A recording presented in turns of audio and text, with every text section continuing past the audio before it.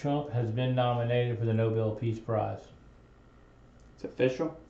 Two dudes from Norway. Norwegian lawmakers nominated the president. Norwegian lawmakers? What? I wish I was Norwegian. You know it's 8:01, right? We're live-ish.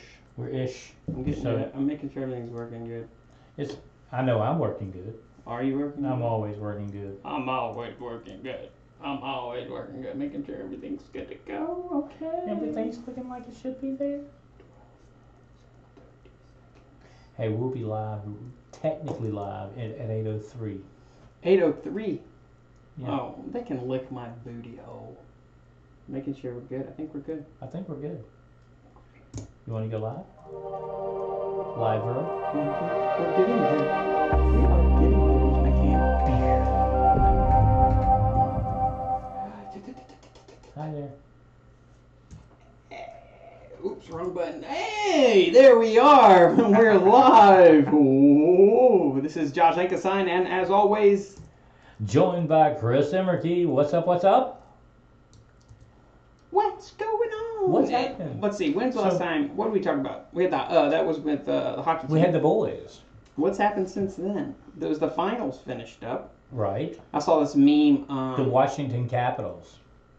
Oh, that finals. I was talking. Oh, you meant the crying LeBron finals. Yeah, I saw this best meme. It showed a tombstone. It was like LeBron versus Jordan GOAT debate. See, isn't that debate over now? That's what it had. It had like showed the day he came in, and it was like 6-18 or whatever. I mean, to me, the debate's completely over. Yeah, I think he's great. I really do. Like there's no question. He's a physical specimen. There's no doubt about that. He's a phenom. But the talent's just not there like with Michael. Well, I wouldn't say the talent. It's just that it factor. Well, that too. You know what I mean? Yeah. I mean, the guy flops like nobody else. Well, that's basketball. But he's good at it. He's really good at it. And I'll tell you this, the thing I like is that he is, and I'll give him credit for this, he's super quick to blame the rest of his team. Oh, no crap. Well, I think he has the right, though. Does he? I don't want to be a LeBron defender, but, like, when you have been into, 8 or 9 straight? I agree. It's obviously not on him. See what I'm saying? Or maybe it is. He's been in 8, 9 in a row. Right, and how many has he won? And what drives me crazy is when people talk about, like, Kobe beat 4 All-Stars too. See, to me, Kobe's not even in the discussion. Yeah, but those All-Stars were next level, different level players than what they have. But do you feel like when you're talking about the GOAT, do you feel like Kobe's truly in that argument? Oh no, see, not even in a little bit. No, I mean there's only 2 that can be even talked about. Yeah, because he's got 5 championships, but he's only MVP 2 of them. Right. Okay. He wasn't the best player on most of his championships. On most of them. Shaq was. Right. And now I like me some Shaq. I like his commercials. Young Shaq, bro. Yeah, but I like his commercials now. Like his commercial for the General. Do you know much about Shaq? He's a big man. I've seen him get out of a very small car, or at least the car looks small. You know, then within 24 hours of being drafted, he spent over $1 million. Oh, I want to do that. And someone told him like, hey, if you don't watch it, you're going to end up like so and so and so and so. So now he owns. Okay. Now he owns 200 plus businesses, and he was in the movie Shazam. Yeah, he went and got a master's in business. Yeah, which at that point he's already played NBA. At that point, do you think he actually went and got his master's, or he went to LSU and was like, "Hey, I'll give you $2 million. You give me my master's"? I think, and from what I understand, MJ did the same thing. He has a degree too. Okay, and that's the thing that makes him such a phenomenal business person. Okay, MJ not only is out there, as an owner a partial owner of a team, but I mean, look at the endorsements he's had. He's done really well for himself financially. And I guess my question would be, does LeBron have a degree? No. No. He's been playing basketball. How's he going to do? Everybody else? He is pretty well spoken for a high school. I agree with that. I agree with that. I mean, there's no doubt about He does good stuff with his money. Like he's pretty. Well, he's smart about it, and again, I think that takes having the right people Oh yeah, and when you get a lifetime contract, I don't know how that works, but Yeah, I'm it is curious what it about is. that too. So like, and does he get paid until he dies, I guess. regardless of whether he's playing or not? I don't know how that works. And what would the buyout on that be like? That to me, I mean, and how much money? I mean, what do we talk? What is he making a year? I have no idea. A lot of money. A lot, a No, there's ton, no telling. right? You know, he's probably And I'm not talking about just like his pay. I'm talking about like his endorsement, Right, that's what's what his I'm actual saying. net worth. right. I can't. There's no telling. I wonder if Siri knows anything like that. We can find out. Hold on. What is LeBron's net worth? Here are LeBron James and Danny Worth. No. So, being such a small forward, not Danny Worth, his net worth. 33.29 million a year. A year? hmm That might just be his salary. There's no telling how many endorsements he makes. Do you think you could spend it? Could you try? Okay, 85.5 million. That's what he's worth, his net worth. His net worth is 85.5 million, which That's- I expected it to be that- higher than that. I don't know, that's no chump change. That is no chump change. So go and look real quick what is MJ's net worth. Well, just his shoes made. Well, that's what I'm saying. I Like- want to see. 8 years ago, his But see, shoes that was- made more Then- than what Nike was worth when they signed him. Right. So, and I think that's and that's the way you look at it. Hey, we're back. We're live now. We're actually live. So what we're looking at is to find out what LeBron's net worth is somewhere in the 85 million. Jordan range. earned 100 million from Nike and other partners last year by Forbes count, Okay. more than any other retired or current athlete. His 2014 haul is also more than 94 million. Jordan made in salary in 15 years. Okay, yeah. Okay, so when it comes to business, there's no question he's a goat. Oh no. I mean, doubt. he Well, made he last year. He revolutionized made the last year what LeBron's net worth is. Yeah, Double that, that's insane. right? That is insane. What would be the first thing you would buy if you had like that $30 million contract? $30 million. What would you do? I mean, obviously, You want me to give the cliche answer? I'd buy my mom a house. right? I wouldn't do that. I would. Sorry, Eventually, Mom. I would, but Sorry, Mom. I would buy me I'd pay off my house. Would probably. you buy a Tesla? Yes. I figured you would. Model X Tesla. Right? That's what I That'd would be do. one of the first purchases. But I mean, other than a house and stuff, what would you do extravagant? What would you do? You know what I do? I build a ballpark. What kind of ballpark? Like a huge Little League park. I just host tournaments all the time. Just hang out and host. That's a good idea. Wouldn't it be fun though? Just build it for tournaments. Specifically for that. That's actually really smart because that's where you make your money. There's tons of money. We in just got tournaments. done umpiring. What's it called? We did the Summer Sizzler. Summer. Oh goodness gracious. That was a crazy big tournament though. Yeah, it was. How many teams? There was 6, 7, and 8 U's, and it was one of the largest in the state of Alabama now. We've had, I don't know, I called 13 games, 2 on Friday night. I I had had 7 games on Saturday, 15. and then I had 5 games. Yeah, so, I mean, that's just between the two of us. Yeah. Okay, so that's 30 games basically, or 28 games in 2 days. And Okay? what you just did 7U, right? Yeah, that's all I did. I just did. And I 8U. think there was I want to say there was 8 or 10 teams I don't know. in the 7U, but what was that crazy? I don't know. I'm just glad Clanton's gone. Well, and again, the cool part for me is I think I'm doing 7Us again this weekend, and they're all coming back, Oh yeah, except for and I got to give props to the Northport guys, they're a good group of guys. dude, and not just Well that, coached. every one of their teams 6, 7, and 8, and I'm gonna guess that their 9s, 10s, and 11s and 12s are probably just as good. Oh yeah, You may get you won't see. They dropped out of the Dizzy Dean thing. okay. And Yeah, they're I'm doing going nothing but 10U. Yeah, and they're going to play in some deal where they go to Mississippi to play their big tournament. So, do you have any annoying or obnoxious fans? The funny story, I had crazy obnoxious fans. I got the come on, Blue. Oh no, ridiculous was the word I got called this past week. You're just ridiculous. I And told him my wife said that. It seemed like I got the same team over and over again. That feels like it. I got Clanton and Clanton. And then Clanton. God. It wouldn't make any sense. They argued stuff that didn't make any. It was like the most obvious call, and then stuff that was like worth arguing. They didn't work. Like, okay, I was in the field. Sam was behind the plate. The guy was coming home, and the catcher kind of spun low to go tag him in his foot, and he kind of lifted his foot and went around it and didn't hit him. Called him out. Okay, so I'm just like, well, I'll walk by. I was the third out, so they're switching.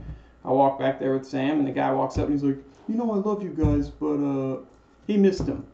And I was like, yeah, I know, I saw that. And he was like, well, I didn't. They haven't thrown a pitch yet. And Sam was like, it's over with. So I started walking away. They hated me. Right? But they hate you because they're losing. I know, that's why I said what I said in the second day. Before they even said anything. Right? You want to tell the story? Go ahead. So, you tell the story. And this has to be one of the, and I've been doing this a long time, okay? And babe, I didn't mean it. I was just trying to be funny / douchey at the same time. Right? All right, go ahead. So the coaches are just going off on him, and he finally... No, they didn't say a word that day. Oh, so this is how you started it out? First inning. No way. Yes. I had balls that day. It was too hot. So he walks over, it's 100 degrees outside, and he's all right, I'm not taking anybody's crap today. Right before the game starts, he points one at four coach. He said, you, and you. Right here, right now. First of all. So is this before the game started? It was the first inning, yeah. So he's like, y'all, right here, right now. And I think he said something to the effect. He said, okay, guys, if I wanted to be bitched at, I'd have just stayed at home. Yeah, if I wanted to hear some bitching, I would have just stayed at home. He's like, watch your mouth. And I just kept walking. And then he didn't say anything the rest of the game, not to me. No, right. He immediately went up, the very next, after that half inning ended, he went up to Sam and was like, he cussed at me. I was like, we're grown-ass adults. Tie your damn shoes. That's why I came to you in private. Well, one of them, and it was, I think it was at the Friday night game. We weren't there. One of Sam's son had an issue with one of the coaches, and the guy said something. He said something to him. He said, I don't want you to say another word, coach. And he kept on going. So I'm a grown man. I can say whatever I want to. He said, and then shut your damn mouth. And the guy said, you can't talk to me like that. Just did, bro. Right. The funny thing, though, is I had the funniest thing that happened to me and Jordan, if you're listening, I've already apologized to him, but it's like the seventh game at the end of the day. I'm worn out. I'm tired. It's late at night. You're triggered real Let me tell you how tight it is, okay? So I have a bang. There's 2 outs on the board. I have a bang play at second. I ring the guy up. He's out of there, okay? And the first thing, a coach in the third, comes charging across the field, and I stopped him dead cold. Stop! You do not cross that line. You don't say a word to me. I am not tolerating anything from you guys tonight. And he looked at me and says, hey man, my bad. It was the third out. I was just going to my dugout. I came unglued on it. I was like, the next day, I was like, I am so sorry. Yeah, the championship game, we did a 4-man crew, which was that weird? It was awkward because I was. See, tell me I did second. What did you do? I was behind third. See, there's nothing happening. I screwed up the first call I had. Did you really? It was men on first and second. They hit it to left field, so it kind of hit right next to me. So it kind of confused me ish, and they threw it to third. And wait a minute. I was like, safe. I was like, wait. No, that's a force. I literally said that out loud. I was like, actually, that's a force. He's out. He's out. And then another one. But see, by that championship game, dude, you're whooped. I know. My legs, my feet, my hips. How did you feel Saturday when you went home? Because I couldn't Saturday, sleep because my legs hurt so bad. Teepees in oh my Warrior, gosh, Alabama. I can't believe you did that all night. Oh my Lord, I got done. Luckily that we only played an inning or two, or three, right. 2.5 innings. Oh, y'all got shortened because of the lightning. We did not. And then then I went home. Becca was and then Marty left. I took a shit shower and shaved, and went to Warrior. This Good bar grief. in bum Why would nowhere. you go all the way to Warrior? Dude, that bar was actually pretty cool. Was it? It was in the middle of nowhere. Right. I had to park like a quarter mile away from it. It's packed. Really? $15 to get in. Holy smokes. It was nice as hell. We need to open us a little dive. It was hot, though. It was hot in there. All right, but anyway. Oh, the billboards. Oh, gosh, Dude, yeah. I was blown away. I have yet to see the one in Birmingham, but apparently we have them popping up everywhere. But the man, Birmingham Sam, that hooks us up, when we talk about the guy you were umpiring with, that's Birmingham Sam. Yeah. Okay, he umpires with us too, which is really cool. What I'm actually doing right now is I'm trying to find super quick, Birmingham Sam's telephone number, and there's a reason for that. Just so if you need any billboard activity, contact Birmingham Sam at 205-601-5959. 205-601-5959. Call now. That's Birmingham Sam. But let me tell you how cool Birmingham Sam is. Tell me. He's hooked us up. Okay, not only do we have the billboard on 20th Street, right above Zydeco, heading down the hill. Shoot, yeah. Okay, we've got one heading north on 65 in Gardendale. Yeah. We have one heading south on 65 in Gardendale. Yeah. Okay. Oh, we have 2 right there? Yeah. So we got 3? Yeah. Are you ready for number 4? Yeah, go ahead. We're live at Panama City Beach, What? dude. We Where are. at? I'm not sure. I had to ask you where. He said, by the way, this week y'all will be live at Panama City That's Beach. crazy. I was like, we're going to hook it up. We're getting the hook up. Heck yeah, we are. Dude. I can only imagine what our bill would be if we legit. Oh my gosh, but I'm telling you We're the something. new Alexander Shinaras. Right? Yo. Call me, Alabama. But I'll tell you what's really cool, though, and if you haven't seen the super high-tech digital boards that they're using, By super high tech, what do you mean? just visually, they're so crystal clear in what you can put on there. You can put your picture on there. You can put graphics on there. Anything you want to. Weed in there. You can put anything on there. Okay. But That's great. all that's thanks to our buddy Birmingham Sam. And again, like I said, give him a holler. It's 205-601-5959. If you want to promote your business, Your business, your podcast, your podcast, your or radio anything you want. show, your little league park, your umpires association. All your questions have been answered with Birmingham Sam. What's the number? That's 205-601-5959. That's Birmingham Sam at 205-601-5959. But in all seriousness, though, okay, he has been a fantastic supporter of our podcast. He's given us an opportunity to do some things we probably wouldn't have been able to do or even thought to do. Okay, but again, we still have the contest rolling.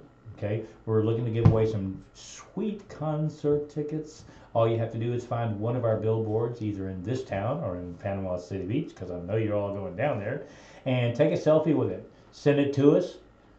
Send it to either Josh. Send it to me. Yeah, you can send it to either my Facebook page, Almost Legal Podcast Facebook page, Chris Emmerke's Facebook page, or email it to almostlegalpodcast@gmail.com. So keep them coming. Keep your submissions coming. Josh promises at some point he's going to go get his own selfie done with the billboard. I haven't seen it yet. So, and I know that's not saying much, and I shouldn't have probably said that, but he hasn't. But I have, and it's I've amazing. gone to day see and night. it, but I haven't actually stopped and looked at it. It's sweet. It's super, super sweet. I'm gonna take your word for it. Dude, take one. Because I think you and Sam are just have a very elaborate coup. You think so? Yeah, Well, it's see, not really there. It doesn't exist. There's no proof until you see It's it. like it's like going to the Australia. moon. Oh, that's a growing conspiracy. It even made Which one? It even made Oh, the moon thing? no. Australia. That Australia doesn't really exist. Right. So. They think it's a mass cover-up. Right. Now that's a big cover-up. A mass murder that Britain really didn't go that far out of their way to. So where take are all their the prisoners. koala bears coming from? I don't know. And the eucalyptus and the kangaroos and South America and or the something? lifeguards And then everyone's paid, and and the word crikey the pilots are in on it. When you fly out there, they actually fly you to New over Zealand. something else, Yeah. and they're just like, well, there it is, folks. Yeah. That's what we're calling Australia. That's a little insane. So- So, do you know anyone from Australia? Right? Do you? Do you? You don't, do you? And they just sound British. Yeah. So, but yeah, definitely everybody get an opportunity to get out there, take your selfie or just a picture with the billboards. Us, talking to us on the billboard, flipping us off, whatever's necessary. Get those submissions in. We'll have a concert drawing, give away from all the submissions that come in. Yeah. It's only going to be going for A month or so, from what Yeah. I understand. end of Another July. month. End of July, yeah. So That's when the contest and we'll announce that contest winner. absolutely.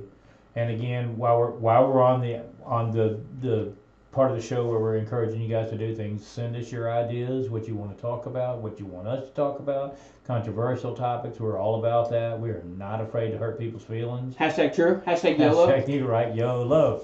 Okay, so back to the little baseball thing. What about it? Just talking about baseball in general. How did you feel like the talent level? I mean, obviously there were some teams that were pretty good and some teams that weren't so good.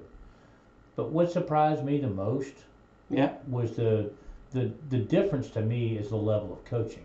Oh, no doubt. You know what I'm saying? Like, and maybe it's because we've been around it so long. Could you imagine? Don't you just sometimes want to look at a coach and say, why? Yeah. Okay. Don't you feel like you could go out there and take a 9 or a 10U or even a 12U team now and just go annihilate people? No doubt. It just doesn't even make any sense. Just based on the rules alone? Oh, yes. Especially 7U, 8U. Like, you can just have any awareness. And how do you strike out in a coach pitch game? In an all-star coach pitch game, there should be 0 strikeouts. Yeah, they had a lot of them. You know who I was surprised? Center point. Dude. There's some scrappy little boys. Dude, I'm going to tell you something. I was Those rooting boys for 'em. go. I was too. Those boys go. Okay, I'm going to tell you something. They will run you to death. No doubt. They're going to run They're until you great prove that base you can get them runners. out. Absolutely. I'm Absolutely. pretty sure they're swing cut piece. You think? No doubt. And they didn't have it the first night. No? I umpired them the first night. Did you? And you know how I kind of, after every pitch or every hit, I start walking down third base line so I can Right. see football. And if it's not a play, then I just keep walking and cover third. So if it, say, hits it, a ground ball in the gap, gets in the outfield, runs to first, and they get it in time. So I'm like already sitting over there. So I like, hey, throw me the bat. So he throws me Right. the bat, and I do it for the coach. First night, almost every batter. Second day, they had a new bat, and I went to do it, and he's like, "Oh, the first 5 people use the same bat." Oh, that's awesome. It had to be a cut piece. Oh, yeah, too. And well, now, from what I understand, and this is interesting. They didn't have too. that bat, and I didn't check it either. Well, that's the thing that's crazy to me. Don't you feel like this whole bat thing, and anybody who's involved in any kind of baseball, they changed the... Kenneth McDonald, best umpire in Chelsea. What's up, Chris? What's up? What's up? Who's Kenneth McDonald? Welcome, Kenneth. You know him as soon as you saw him. I'm terrible with names. Don't get Josh, offended. and don't get offended, Kenneth. I Josh don't is know terrible with names. I'm terrible with names. He's terrible. The only ones I remember is Josh's. Josh Cox. I know him. Right, that's because he has the same name you Yeah, do. it's the only reason I don't That forget doesn't it. count. That doesn't And count. I know Lance Lee. I'm Right. related to Well, him. you're actually related, right? So. No, seriously, that's the only coaches I know. But to me, the bat thing it kind of drives me nuts because I feel like, and it's weird to me because when you're talking about 6, 7, 8, even the 9, 10-year-olds, don't you feel like those kids aren't physically strong enough to take any bat and make a major difference? I think it's a money-making scam. When you're going to illegal, what gets me is all the kids that bought bats last year, and all of a sudden they bought them in the fall. They spent $300 on a bat, and now they can't use them. Right. And it's no good. Okay, if that's doing this, It's like college textbooks. You spend right? $200 and they change it every semester. And they'll give you $20 to turn it in. That's why I still have all mine. Right. I'm not for buying something for $200 and then giving me $20. I'll eat $20 and I'll just have it.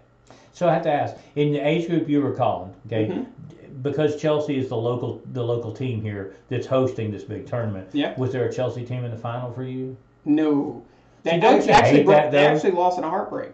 We did too, in my age group. They had Northport beat 4-2. Yes, they 2 did. outs. Bottom of the last inning. Guy hit literally the perfect play, the only place he could hit it. Down the third Screaming base down line. the third base line, scores Literally 3 to and the they fence. lose. I know that was heartbreaking, and I felt the same way with my 7U guys that went the same way. Shelby County didn't win. I almost teared up. You know what I'm saying? When our Chelsea guys lost in the championship. When's this? The 7U. Why? Because they fought so hard and this and that, and you're like, gosh, you just felt like Who that. they lose to? Gosh, I'm trying to remember who actually won that one. It was I'm guessing it was Northport. Northport lost to Shelby County. In the 8Us. In the 8Us. Yeah, but I'm gonna tell you something. That was a good game, Those too. guys are amazing. Who? The Northport kids. In Yeah, every age it's like group. Coach Boatner. Right? It's You like, could tell they gave them a choice. That's what those really strict teams. Like if you can't have one player wearing his pants down, one pairing them up. Right, And they ask the team, you want them up or down? and everybody has to follow suit. But don't you like that about it? No, I though? like it. See, I do too. I knew immediately when I was going to call them. The first game I called for them, the first inning started. They were the home team. They sprint. Every player ran to the position. But I got to give the Chelsea crowd credit this time, and they're scrappers. Every team out there, okay, we had 2 in the 7s. I don't know whether you had 1 or 2 in the 8s, okay, but they really gave it everything they had, and they don't give up. Oh, no doubt. Yeah. And that's what I love about, to me, that's what I love about youth baseball, and just the environment. And I love the big tournament environment like that. Mm-hmm. I think it's fun, and everybody gets all hyped and it's like going after it. and it's an emotional thing. You know, the coaches get emotional, the kids, the parents, everybody. And that right there. That being said, that is one reason I don't really eject people much, and I don't get mad. Because you understand what it's like. And I tell them, like, when they apologize for being dicks, I'm like, no, dude, I understand. You're in the moment. You're trying to win a game. Right. Like, I get it. I would do the same thing. You're fishing for a I call. haven't forgotten what it was like to coach. Right. And that's the biggest thing. You know, I was a super vocal coach. And it wasn't necessarily because I was upset with anybody. You're just trying to get a call. Trying to get a call, just doing, you know. You're fishing. And absolutely. And my thing is I feel like the more vocal you are as a coach, the more your kids know that you're out there battling for them. Right, exactly. And the harder they're going to work for you. They go, man, my coach ain't afraid to get on, you know. See, and it does work. See, going to the championship game, we had the 4-man crew. I was behind third. They had a man on third. One out, I think, a line drive to the third baseman. The guy jumps off the bag, and the third baseman catches it and goes to put it, and he's like diving head first back, and he hits it on the base. I call him out. The pitcher coach goes irate. The third baseman coach goes irate. Right. He's like, oh, and he goes to appeal. So I point at Sam because he's at second, so he could see that angle. Right. So I was like, yeah, he had a better angle. And he's like, oh. So then Dave comes up and we all four meet. And he's like, I have out. He had out. All four of us had an out. And I was like, I thought it was clear as day. Right. So we make the call, and then I go back to the spot, and he's like, yeah, good call. You got the right call. You made the right call. Yeah. But see, I know. But in a way, you kind of got to respect that, though. Right. You know, because it's like, the intensity of the game. Yeah. You know, but again, I think that's the reason that a lot of people don't realize that part of the reason, well, really the reason that most of us that are out there umpiring, okay, do it for that reason. It's the passion for the game. I promise you it's not about the money, okay, because it's not enough to take the abuse that we take, okay, but it's just like the game of baseball, okay, even with all the craziness that goes on, you still, you want to go back the next day, you want to go back the next day, you want to go back the next day, you know, and like when the season's completely over, all the time. I really don't know why I do it, honestly. Really? It's mostly money, but... No, it's not. Can't be. Yeah. No way. Would you take that kind of abuse for $30 on a Friday night? Abuse? I don't really care.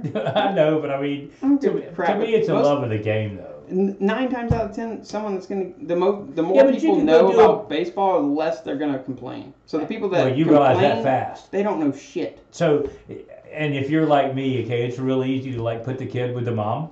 Oh, no doubt. Even from the outside of the fence. No doubt. The first time you call the kid out of second base, you can turn around and go, that's his mom. That's his mom. That's his grandfather. That's his grandfather. Right. I'll do it as long as I can stand up. Yeah. I love it. I absolutely love it. It's a mixture. And you know what's weird though is like you get to the point, especially at this point in the season, where you're out there and it's hot and you're on your 7th game of the night and you're going, man, why am I doing this? Okay? Oh, no doubt. But then when the whole thing ends, don't you kind of have that like weird little void? You know, when the season's completely over, for the first week, you're like, in my pocket, yeah. Well, no, you have a void more than that. I do for sure. You know, when it's all said and done, it's like you're waiting. Like when you're in the off seasons, what gets me is in the January rolls around, February rolls around. There's nothing like hearing that ping of the bat for the first time every year. You hear that ping in your eye. Here we go. It's back. We're on. Yeah, know?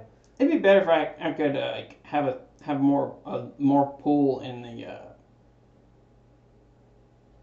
the say of things. You know, like because the level of baseball is not. See, no offense to people, but it's not that high. And for all of those of you who are actually listening, okay, we would, you know, there's a group of us that have been out there a long time, and I feel like there's so many little things that we can do to make the experience better for all the way around, for the coaches, for the players, for the parents, everything. And it's little things.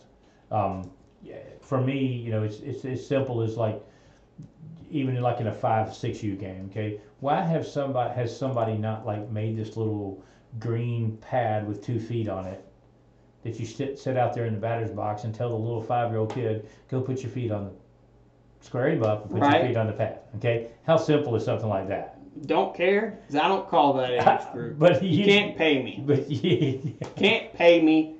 And I'm not even going to hide it when I'm out there. I try to look as miserable as possible. He tries to look miserable. I sit there, I look like this. It's so bad. It's not even baseball. It's hard. It's hard. So hard. But see, that's the little things that I feel like you can make it more like baseball with some small changes. With Johnny out there playing with butterflies, Jimmy's pulling Steve's pants down. But you're out there playing with butterflies and playing in the dirt too. Yeah, because I'm bored. I haven't made a call all night. And then you got Pitcher Boy who does everything. He looks like Blake Janssen in Little League. Right. Playing shortstop, catching a pop fly in right field. Right. It's ridiculous. It's ridiculous. But that's the thing I like about like with the tournament we just had is that it's I saw some amazing plays out of such young kids. Oh, I know. I mean, like there's a 7-year-old kid on one team. I'm going, the kid looks like a high school player. Oh, I know. He's championship game shortstop he's for scooping Shelby the ball County. up from third and he pump fakes and realizes his first baseman's not ready yet. So he pump fakes, stops, reloads, and throws him out. Just guns him out across the diamond. I'm listen, like, shortstop for Shelby County literally was like you said, looked like a high schooler. Fielded a ground ball, was going to second. Transition everything. Waved his second baseman off. Right. 1 foot hit the bag and he drives across the bullets for the double play. By like 6 feet. Right. I was like, holy hell, this is 8U, bro. Kids laying out vertical in the outfield. Oh, I love it. You don't see it anymore. I know, and that's crazy. And I think that's a weird thing to me is that and I think that's what I love about the All-Star scenarios because all of a sudden you've got kids out there who can catch a ball. Game changes in the outfield. Mm-hmm. You know, and you played outfield, didn't you? Yeah. Okay. But I'm good at outfield. Yeah. Well, that's what I'm saying. You know, kids. You know, for me and my boys, even though they were both infield. Well, Christian was an outfielder because he's left-handed, but being an infielder. But the first thing what my boys ever learned to do with a baseball is catch a fly ball. Right. You know, is that a lost art? I mean, is that not something we do as parents? Like my boys would stay out in the front yard. I got so good at it. They'd say, "Hey, Dad, throw me a major league pop up," and I mean, I would rear back and throw that sucker where it's darn near out of sight. And I'm not trying to be like dude my own horn. I'm just saying like I got so comfortable with it. Like I stopped just trying to catch it. I would catch it behind my back, under my legs. Well, see, and you and I do that even when we're throwing. Yeah, every once in a while, it blows people's minds. And he's like, "Did you see that? Difficult. Did you see that? He just caught it around his head." I'm like, "Yeah, no looker, yeah." No, I just do it. You know, you never know when it actually, for example, came in handy in a game. I was playing right field and playing softball. The ball hit. It was a seed. So I turn and get on my horse. Well, I open up and it had some English on it. So it started twisting behind my back. So I opened up and I didn't have time. So I just went shoop. And it wound up in the glove. Caught it. Like, I got this. That's your new thing now. Yeah. Right? Well, no, I'm just saying doing that kind of did it. So doing that on a regular basis, kind of messing around, it made me comfortable enough to actually try that in a game. Aren't you excited though, since you're calling the tens? Aren't you excited in a way to be doing all-stars? Because the kids are going to throw strikes. They're going to put the ball in the play. Oh, I'm pretty sure they will. Hopefully. I feel pretty confident about that. I'll play by ear. You know, if how tight my zone is going to be. Sure. It's all-stars. You want to be a little tighter. You have to, well, that's the thing to me is that you got kids out there who are technically pitchers, and this is the thing that like you know what it's like too because you pitched, okay? And it's like when you're behind the plate and you've got a kid out there that you know is good, you expect him to be able to hit his spots. Oh, no doubt. And I'm a little bit more. But you know, it's funny because people think you're being hard on them, but you're not really being hard. You expect more. And I think that's what it is. The mentality is different when you know you've got a kid out there who can. Who should be hitting his spots. Absolutely. And a lot of things, if coaches are listening, and a lot of times when you see an umpire, they're inconsistent. It's not being consistent. No, he knows exactly what he's doing. It's either that or the catching. Agreed. I'm a purist. So you don't believe in the frame? Yes, but I'm a purist. The catcher is equally responsible for a strike. Absolutely. So if you got a low ball and he's falling through it and falling on the ground and not sticking it, you're not getting a low call. And if it's a little bit outside and low and he doesn't move his glove, out of the spot, I'm giving it to him. If he's hitting, no, I'm saying if he's hitting the spot, doubt, and he is just a little bit outside and it doesn't cross that plate and he doesn't move that glove, I start tight and work my way out. Sure. I'll let you earn what you get. If you continuously hitting the outside, you'll start getting the outside. You might not get the first corners, I'll give them to you. Right, but I'm not going to give you stuff, especially if you're wild. So what's your biggest pet peeve behind the plate? What's the one you won't give? For me, it's the high ball. Biggest pet peeve is over framing. Okay, when there's no all right, if it's outside and they're dragging it from 3 feet and exactly. going. Drive it to the corner, bro. Right. You lean and then you stick it on that corner. You don't drag it all the way to the middle. Nope, not going to do it. So one of my biggest pet peeves too is like a pitcher who takes forever to deliver the ball. How many times have you he comes to his set position and you're squatting and you're squatting what and the you're hell like, are you really? doing? Come on, deliver the ball. You want to go, I got time. Step out, buddy. I got time. Okay. Someone need to tie their shoe. Right? Come on. It's like my legs are hurting, man. No one knows how to tie their shoe. shoe. Have you ever heard of a double knot? Right? My cleats when I was in youth, I tied them maybe twice a year. I just slipped them suckers off. Well, you know what blows my mind is as many times as we have timeout calls for shoe tying, okay? No one looks down? No, it's not even that. Why is there not Velcro for these kids yet? Right? Why is that not a thing in baseball? Yeah. Come on. Like, You could get in another inning, okay, if the you didn't have amount to of stop and tie time shoes. that Jimmy I'm John sorry. and Jimmy Jr. Tie your damn shoes. Oh, yeah. I'm back there cussing. Drive me drinking, man. No, what drives me crazy is, dude, I can understand there's bad umpires, right? But, like, We don't have many though. not many. There's Really? a couple. I know, but I mean, and they're not bad. They're just not- questionable they're on young. something. They're a little They're new. inexperienced, and you got to learn somewhere. And this is what I try to tell some of the coaches. You know, they're like, "Well, we don't want this guy on our field." I'm like, "Well, I'm going to put him out there. One, he's learning just like you are. Right. Okay, you know, because you know what it's like, guys, and I know all you guys listen. It's half of you guys out there. Some of you guys out there are coaches. Okay, you know what it's like. You know, you're coaching a 7U team. Little Johnny's the next Derek Jeter. Okay, and Oh, no doubt. and you're Tommy Lasorda. You know, I mean, it's funny though because, and this is why, and just so anybody who's listening wants to understand why people don't like to call 5U games, is because those coaches out there think they know everything about baseball. Okay, Yeah. and it's like their first year to coach real baseball, I know. right? Right? They're the ones that argue.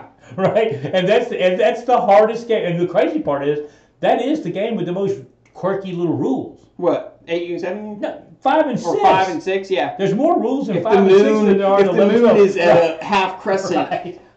John, He only Steven gets one. can't hit from. He only gets one base. Yeah, I don't know what the heck's going on. They're like, know. okay, pass the ball. They gets 2. Here If it's gets from 1. the outfield. I don't deal with it. Right. I failed that certification on But purpose. see, I remember Yeah, taking. you Do you did. remember when we took our certifications? It was so cold out there. Yes. You had no shoes on. You No, I had had flip flip-flops. flops. And who was Morgan? Was keep asking questions? Yes. I'm like, dude, shut Oh. the hell up. I'm cold, man. Right.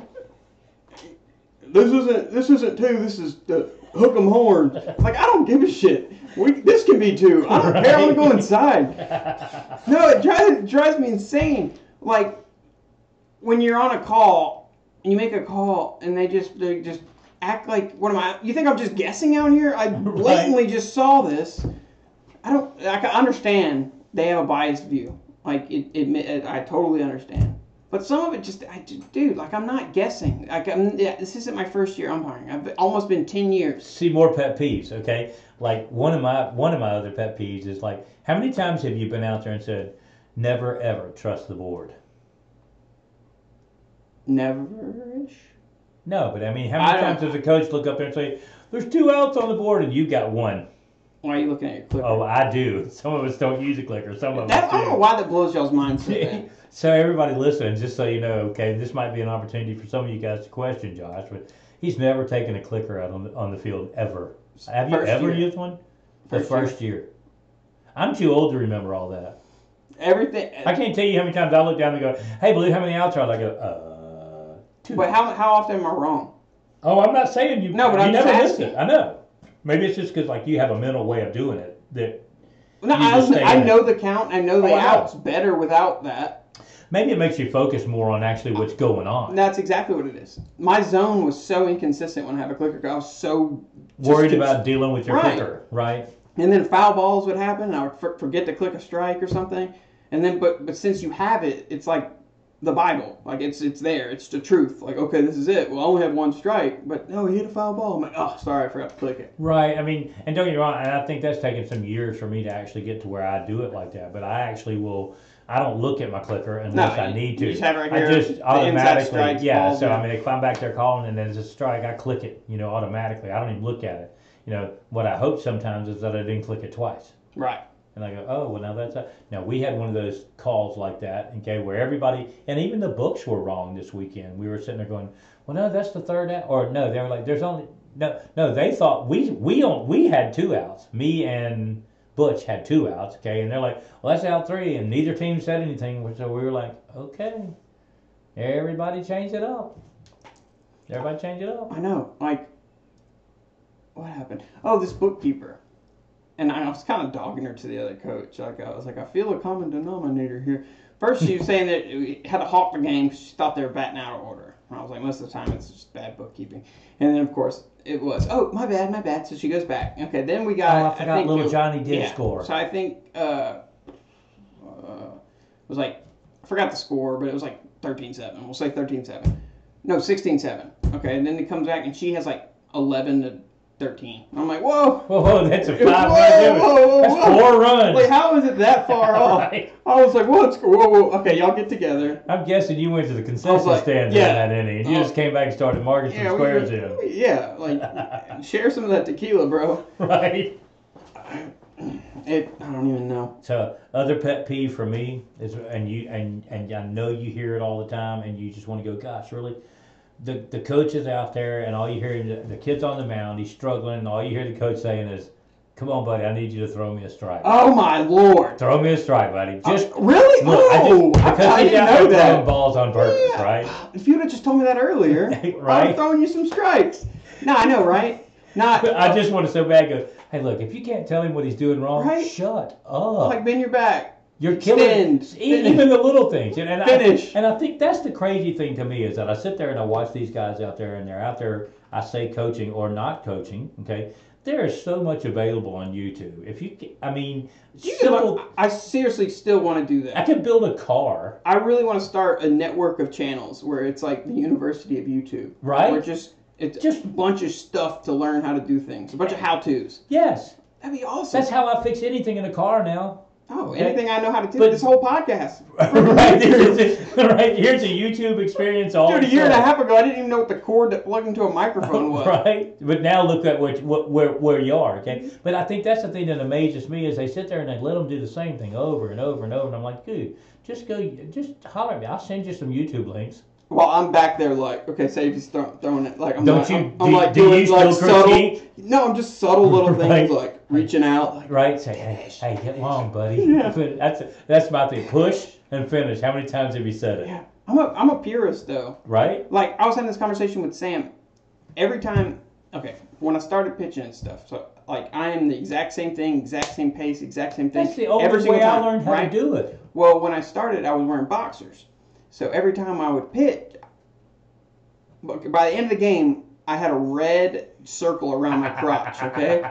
Because every time I'd finish, my shoink would pop out of my boxers, right? So I'd really quick, like pull my pants out. So now it's a habit. So even when I switched to boxer briefs, Right. I still did it after every pitch. But see, that's the creature of habit thing, though. Oh, I know. I mean, that's how you pitch, and that's how the pros do it. You know, they do the exact same thing. If you can actually watch them, and if you can watch the same thing, you know, from early in the season to like late in the season, if you could superimpose the major league pitchers over the top of it is so identical. Well, that's what you have to do. How are you gonna? That's the way I viewed it. How are you gonna make alterations and fixing little mechanical issues if you do it differently every time? And see, I'm a believer in limited motion. That's what I'm saying. The less you do, the easier the less there is to mess up. Right, exactly. And you can feel it as yourself. Sure you do. If you're throwing it low, you'll know why. You can feel the release, right? Yeah. You can feel whether you're pushing around, whether you're being lazy, right? Whether you're standing straight up. Striding to the left a little bit. Yeah,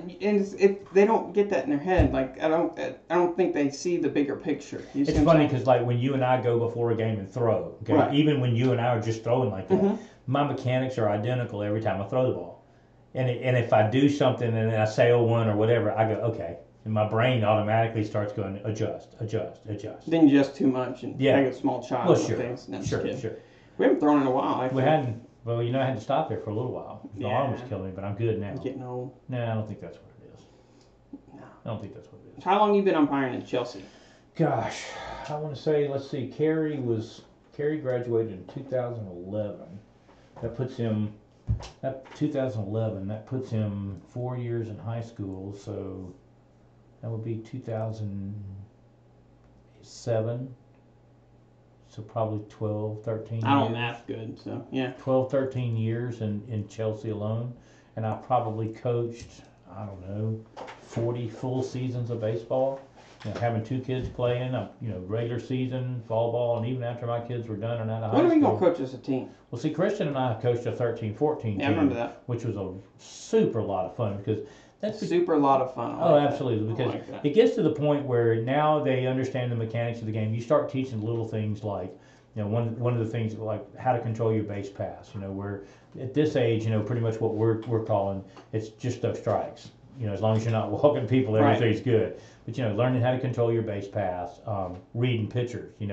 That's the key. Well, I see because they don't. A lot of people don't coach that. Well, they don't, and what they're coaching is wrong. Okay, they're telling them watch that back foot. Okay, we're a step ahead of that when we're coaching. We're watching looks.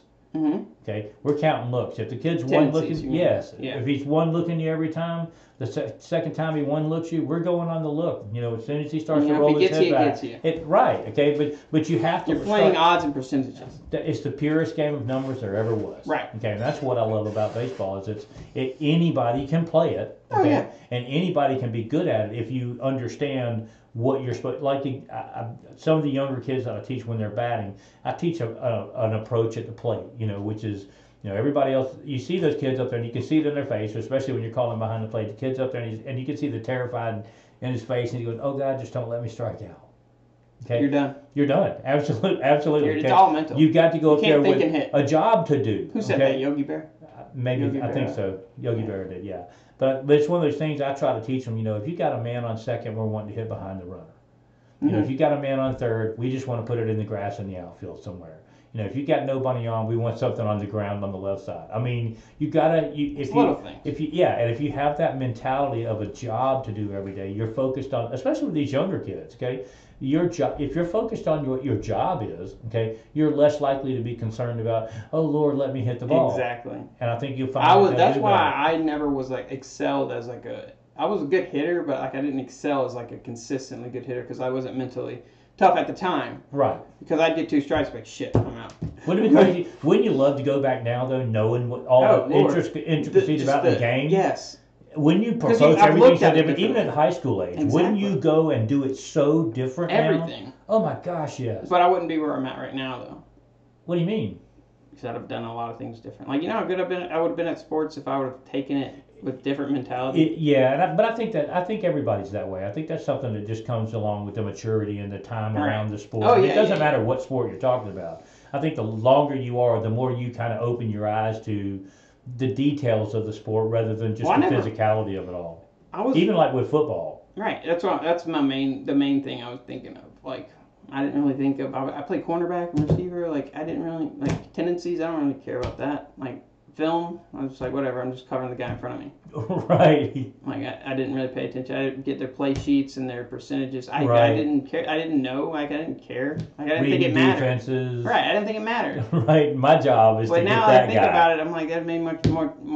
I'd have done a lot better if I knew. Okay, they run the passing on first down. They run this play this percentage of the time. So knowing that now, it actually made your job easier. Right.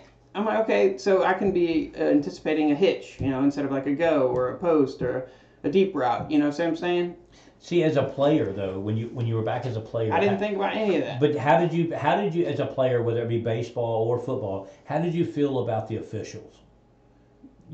Were you? I mean, because you now have a different perspective. I was never a douchebag. I respected him from day one. But that's part of how you were brought up. Yeah. I mean.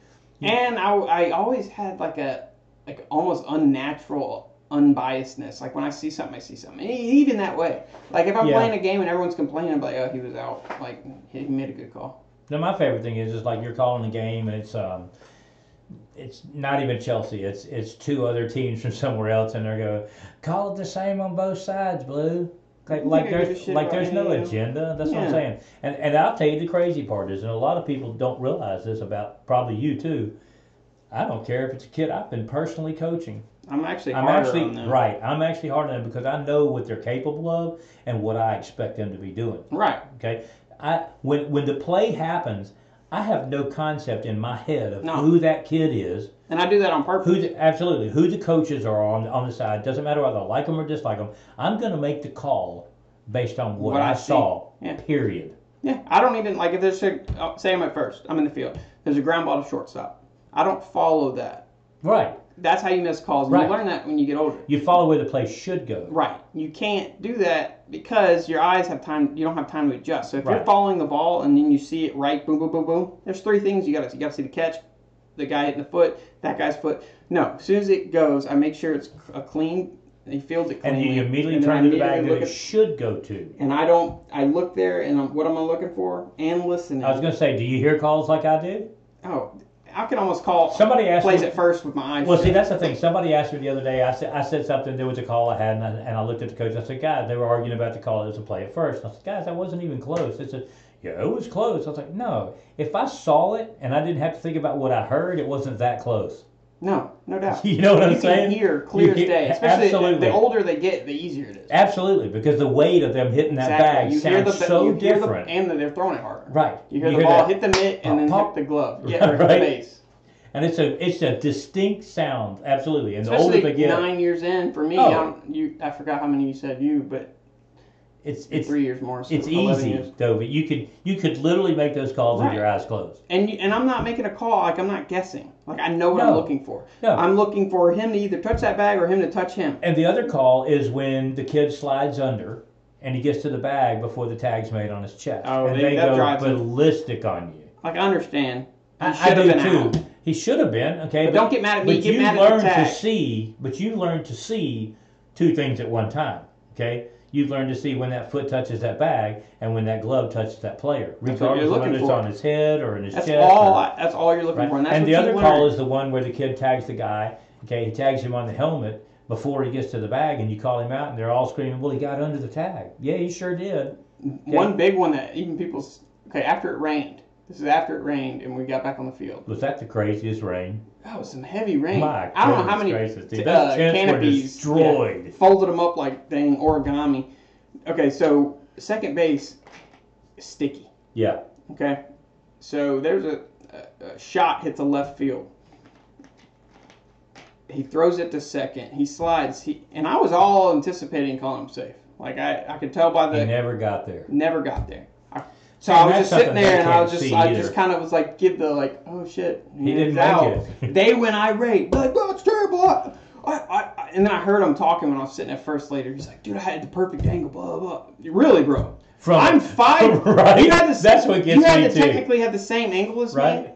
with a biased opinion. Keep that in mind. Right. But mine was roughly 35 feet closer. 35. Maybe 100. And he was at third base coach. Oh, okay. I thought you were talking. Third If you base get coach. those from So behind he's the at plate. third base coach. I'm looking. He's coming from first, so I have that Gotcha. angle. So he technically has kind of the same angle. Decent angle. But 35 feet closer with a biased view. Right.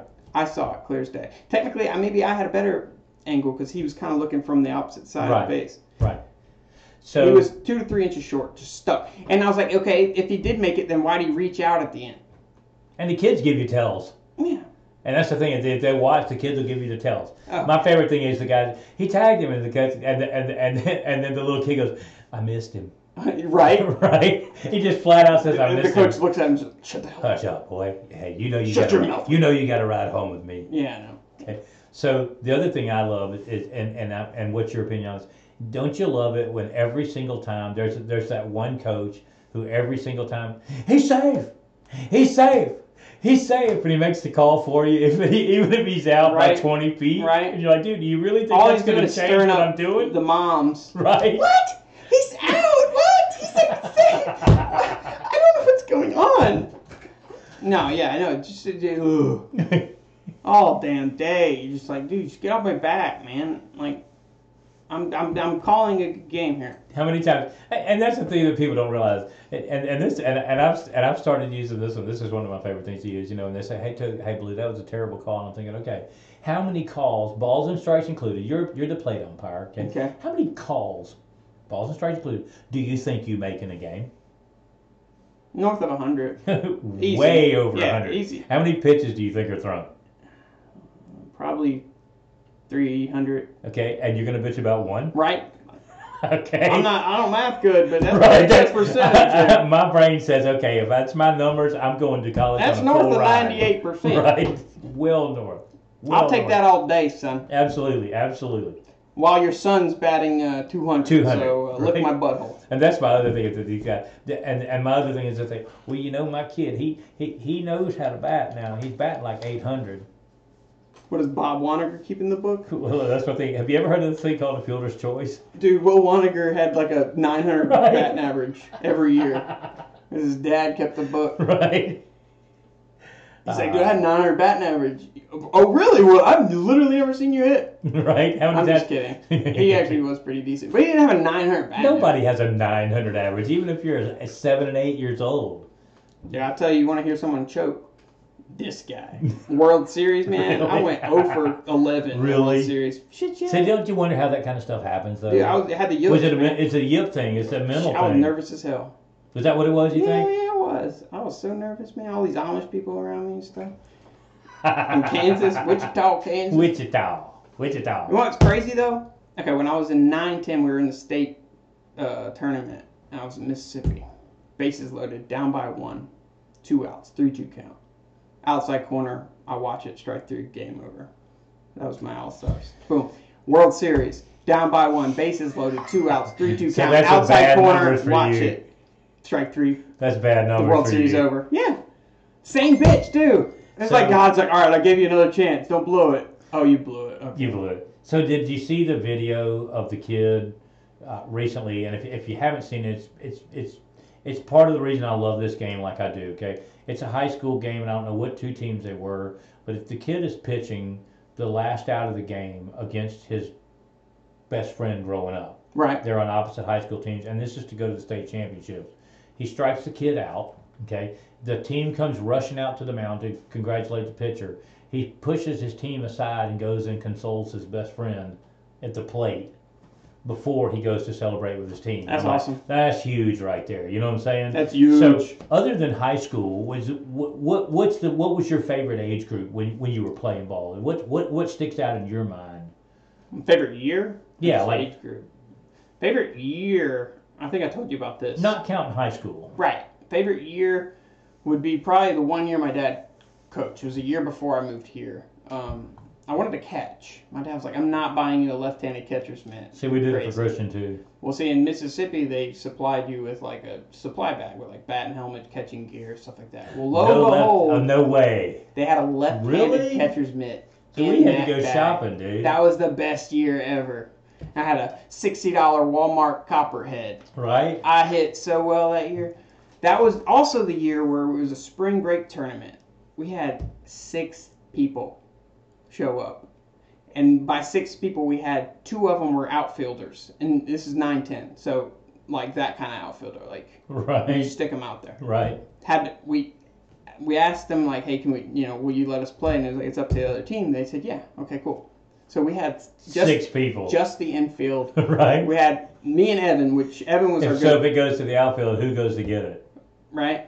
It was me and Evan, really. That was basically it. And our second baseman, he was decent, but not too great. Evan was an ace. He was pretty good. We lost 9-12. That's a heck of a game for 6 It was people. they after the game they You were must have like, hit the ball well. well, after the game the other team was like, oh good, That was great. incredible, They were like, right? yeah, acting like we won. Right. It was so cool. It was so awesome. But see, that's the kind of things that you remember that are fun like that. Oh yeah, that was so much fun. I remember my dad. They had this one guy who was terrified of being hit by balls. The guy's like, well, my dad put him in the cage. And he had buckets, and he was throwing to him, and and then he grabbed the tennis ball and just I do that beamed still the to this shit day. out of him. I have a white tennis ball. You know what? that By I the end of drill the 'em year, with. his toes were like this far away. Right? He's up on the plate, taking inside he was pitches. getting hit all the time. He didn't care. He's like, see, he doesn't hurt his that hit bad. by pitch OBP Because was no, huge. eventually which probably would have offended somebody but these days, but he was hitting with tennis balls, then he put a baseball. He didn't throw it too hard. Yeah, but hit him. He's like, but he see? realized it wasn't going to kill It him. doesn't hurt that bad. Right. He's like, okay. Yeah. So I got stroked this year with a foul ball that left a pretty big whelp on me, but still wasn't as big as the whelp you left on Oh me. God. Dude, I thought I was dying. I thought that it day. killed you. I did too. I felt really bad. But anyway, I think that's these are the kind of things though that make me love this game and want to go out there still. No doubt. And when you take it all in from our perspective, it's fun, and that's and like I told somebody one day that's like, why would you do that? I'm like, well, don't get me wrong. I said, we are getting paid. I said, but to go out there and get paid to call a kid's game, the game of baseball, and get paid to do that? Yeah. It's like, there's nothing more I love than doing pitching and hitting lessons. Yeah, no, I wish I could do some stuff like that. Just start talking to people. You know what you're doing. I don't talk to people very well. I don't know. It's kind of quiet, folks. But yeah, that's baseball. That is baseball. Other big things, we'll close up with some stuff that happened. Trump and Kim Jong-un. All right, now, what do you think about this? well, and don't get me wrong. This is a historical situation, a historical event that could be up there with the Berlin Wall coming down. But I guess the thing that gets me is, and again, social media is a really weird, crazy venue that's out there now, because people, what I call, Facebook warriors and stuff like that. People are so quick to try to find the negative in anything, and that's what really grates on my last nerve. To me, wanting him to fail at this, or out there saying, what an idiot, he's out there talking to a murderer and a dictator and a communist and all this. What are the alternatives? Not to talk to him, and let this whole thing escalate to the point where we feel threatened every day. To me, it's kind of like wishing bad on the guy that's flying the plane you're riding in. Right? Not a good start. I may not like the pilot, okay, but I'm just gonna tell you, okay. You're a douchebag, but I respect the hell out of you. I like you. I mean, don't get me wrong. I may not agree with anything you were doing here, okay, but as long as you take us off and you land us great, so I'm your biggest fan. So you wouldn't be comfortable with a pilot doing bumps of and stuff in the cockpit? Hey, hey, if that's your thing. Hey, you landed fantastic. Yeah, okay? if that's what gets us home. Right. Whatever it takes. And I guess that's the thing that just blows my mind, is that I think there comes a point that you have to find a way to separate your political agenda, regardless of which side you're on. Okay? Right. And you've got to say, hey, what's the best thing and what's good for the American people? And I promise, landing that plane and not crashing it, it's got to be good for us, right? Hey, Corey Foshi, not to interrupt, Corey Foshi wants to hear your best ejection story. Oh my God! Like when I was ejected, or like when I ejected somebody? Since we're talking about umpiring, let's go umpiring. All right, from the umpire standpoint, the best ejection story. Well, actually, it wasn't even me that ejected him, and in fact, it was one from this season. Christian got a double dip. Yeah, he did. I was there. Were you with him on that? That's right, you sure were. That's right. Christian got a double dip, and the funny part is it was one of those things that he wasn't even yelling at the umpires. The coaches weren't. It got to be a yeah between the two sets of coaches, and then the parents got involved and the whole 9 yards. And Christian finally stopped and said, hold it. Okay, this is not going down. Okay.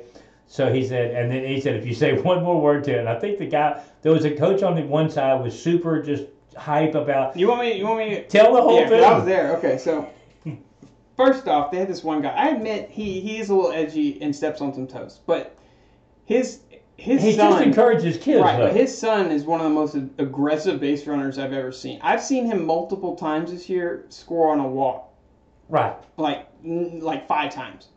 Well, anyway, so he steals third, and he goes, way to be aggressive, way to run those bases, that's all he said. And the other coach goes, shut the hell up, jerk.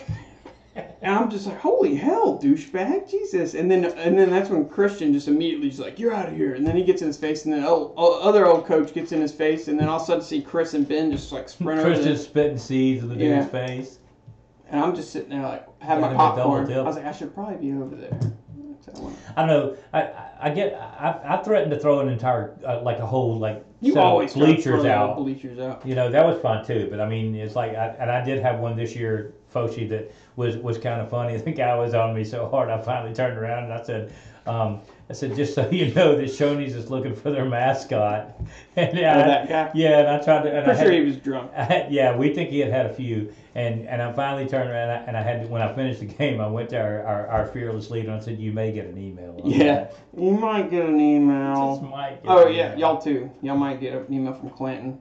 Because when I was walking off, oh shoot, I haven't even told you about this. Last game, I was so glad they lost.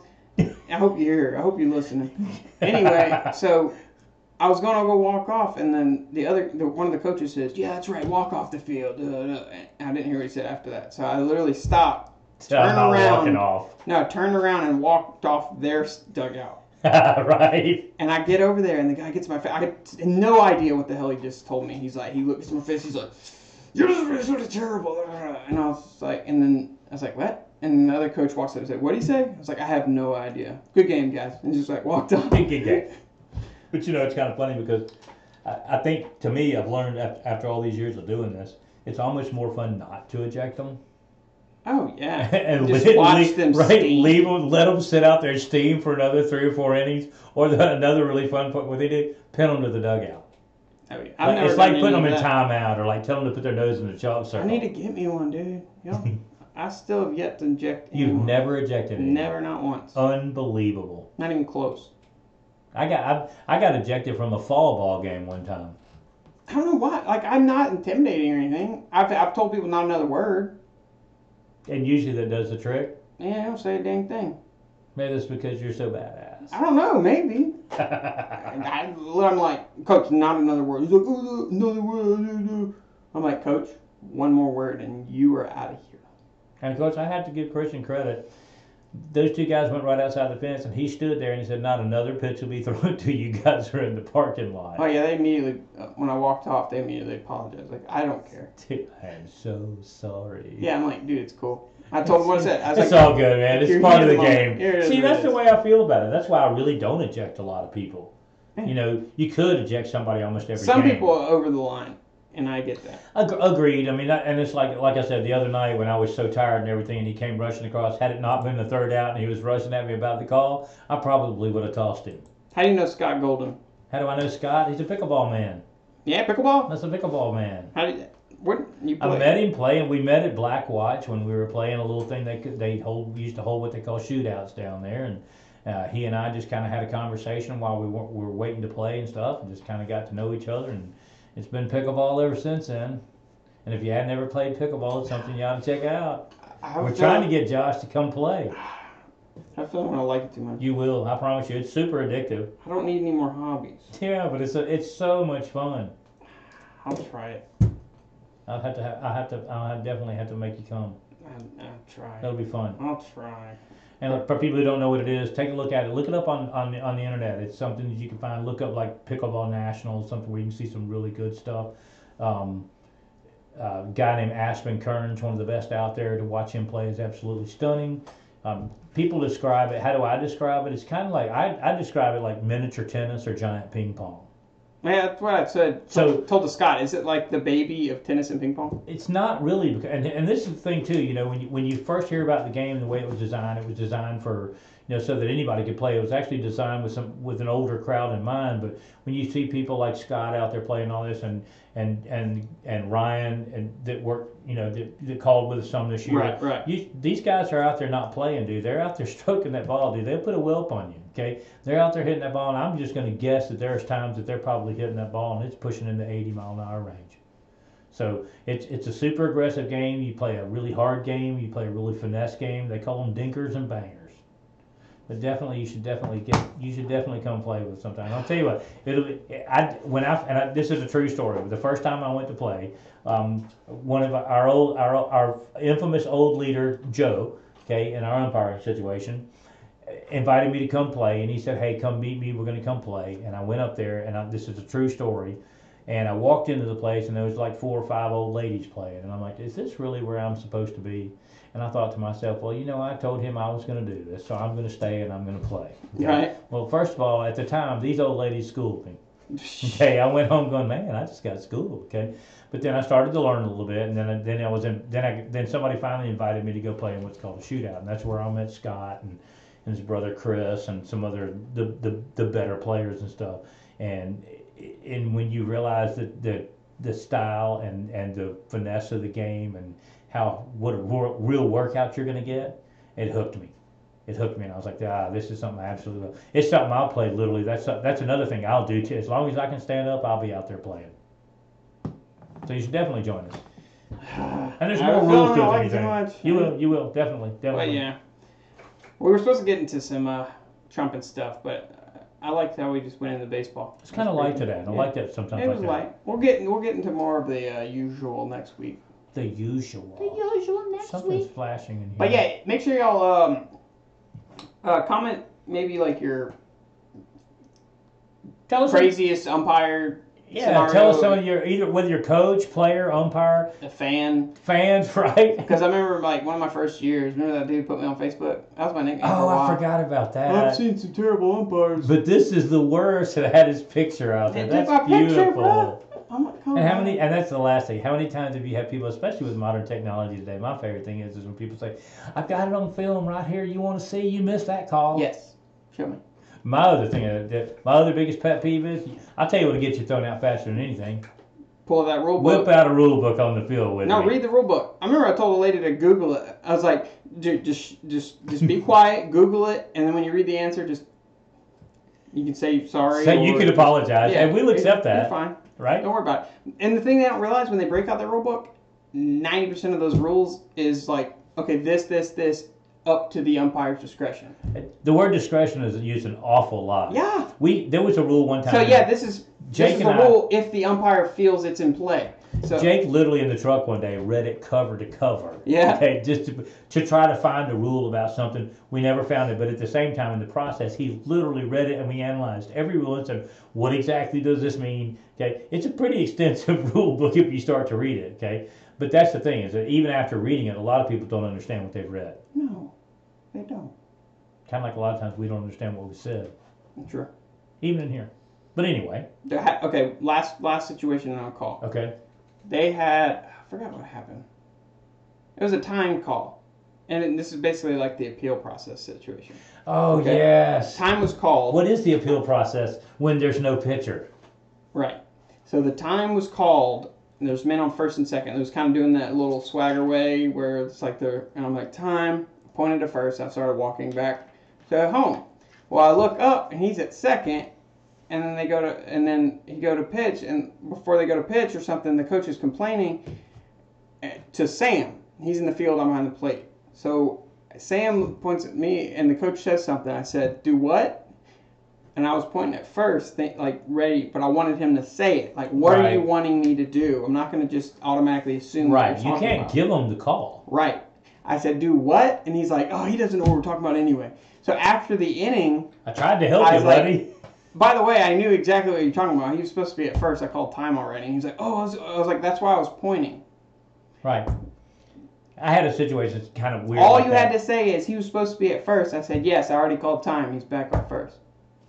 2 outs on the board, man on first and second, fly ball to the outfield. Nobody tags up. At all? Nobody. Wait, 2 outs. 2 outs on the board. Why are they No, tagging I'm up? sorry. 1 out. I was gonna say, why are they tagging up? 1 out, man on first and second. Okay. Fly ball to the outfield. Mm-hmm. Nobody tags up.